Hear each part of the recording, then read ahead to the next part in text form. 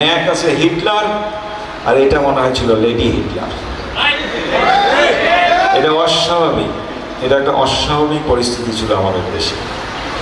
আপনারা যারা নেতৃবৃন্দ, আপনাদের প্রতি জানাই আমি সেলুট, আপনাদের প্রতি জানাই বিএনপি সেলুট, বিকজ আপনারা এই দলটাকে ধরে রেখেছেন বিএনপির এই বিপদের সময়। এন বিপদ আর কোনো দলের বিরুদ্ধে আসবে নাকি কখনো আমি জানি না, আমার মনে হয় না আর কোনো দলের বিরুদ্ধে আসবে। বিএনপি জামাত বা বিরোধী দল যারা ছিল আমরা সবাই এটা ভুক্তভোগী। সেখানে আমাদের বিএনপি যেহেতু অনেক বড় দল, সেহেতু আমাদের ভুক্তভোগীর সংখ্যা অনেক বেশি। সো আপনাদেরকে আমি ধন্যবাদ জানাতে চাই, আমি অন্তঃস্থল থেকে আপনাদেরকে ধন্যবাদ জানাতে চাই, বিকজ আপনারাই হলেন বিএনপির আসল, আপনারাই বিএনপি।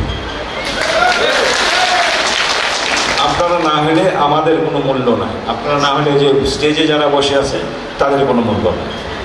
মানে আপনারাই শক্তি, আপনাদের মাধ্যমেই মানুষের কাছে কিন্তু আমাদের মেসেজটা যাবে। আপনাদের আচার ব্যবহারে যেমন একজন খুশি হতে পারে, আপনাদের আচার ব্যবহারে একজন অখুশি হতে পারে।